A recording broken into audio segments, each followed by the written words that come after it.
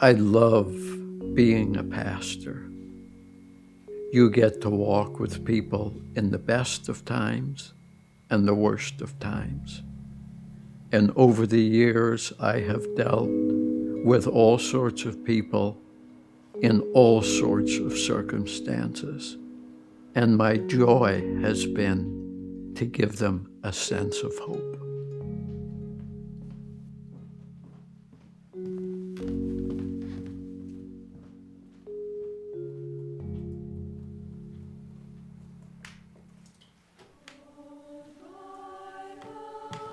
Every Christmas, we would do what was called Festival of Lights.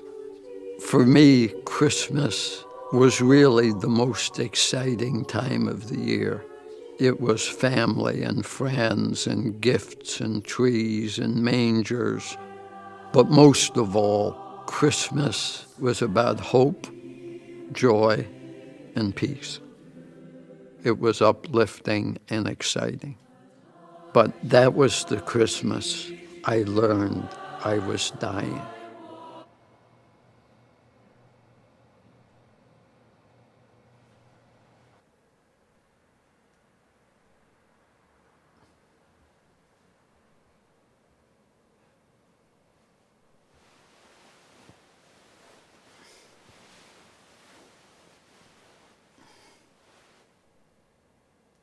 I thought, this will be my last Christmas.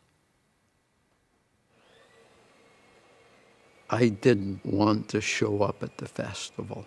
I didn't want to see people, be around people, asking me how I was doing. I didn't want to go. I wanted to sit home alone.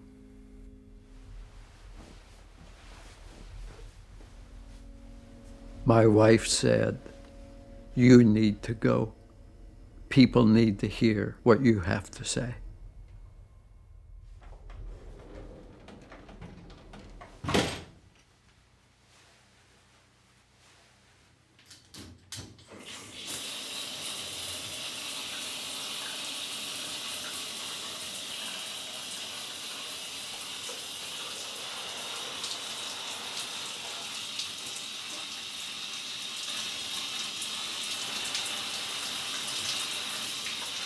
ALS, or Lou Gehrig's disease, is a degenerative disease, which means it gets worse and worse.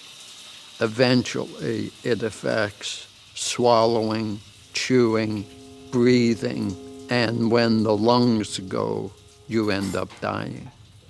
They don't know what causes it, and there's no cure.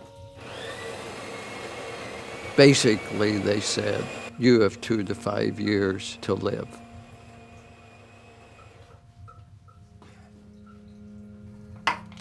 My wife has become the hands in my life when my hands don't work right. I wanted to see my daughter get married, walk her down the aisle, wanted to watch my grandkids grow up.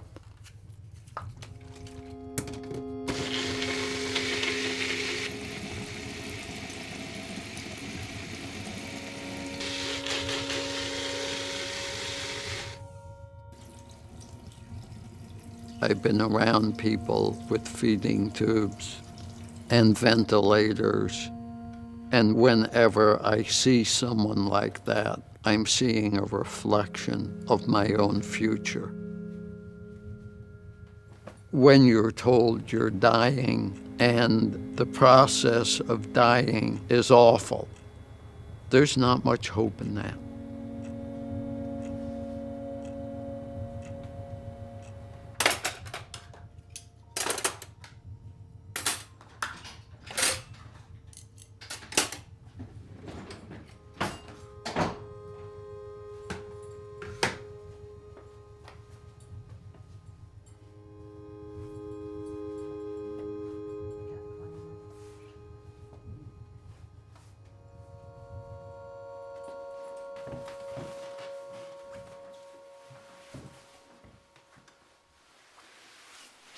I didn't want to show up at the festival.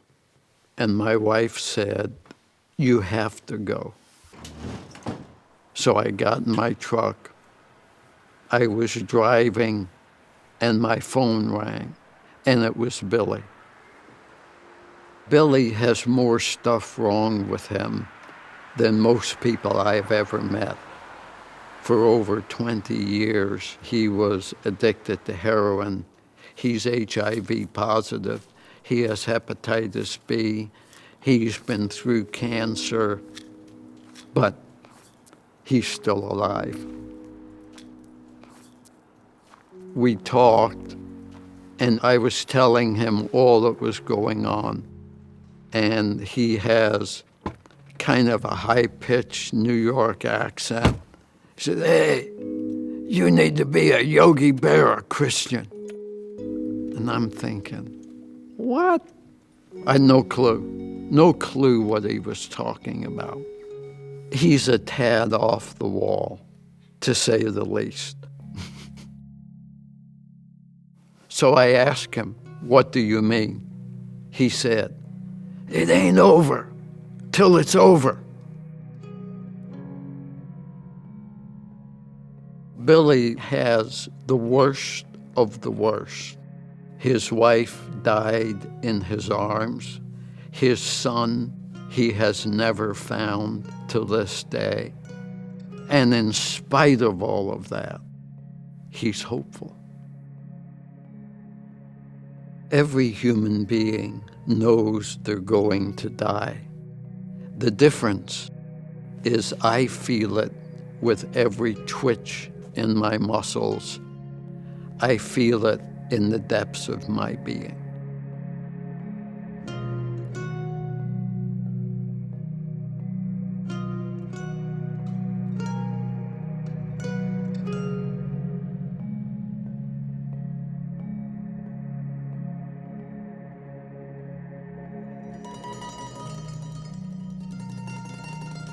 And I realized that I was really dying because I had given up.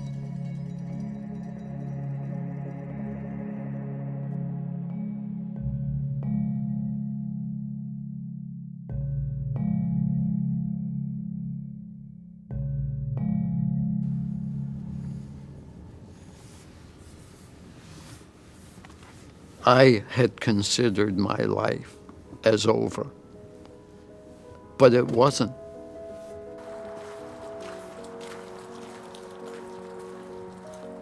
The doctors gave me 2 to 5 years. That was over 10 years ago. Yeah, doing well. Good to see you. Yeah, thanks for being here. If I'd given up and laid down to die, I would have missed walking my daughter down the aisle. I would have missed the birth of all 5 grandchildren.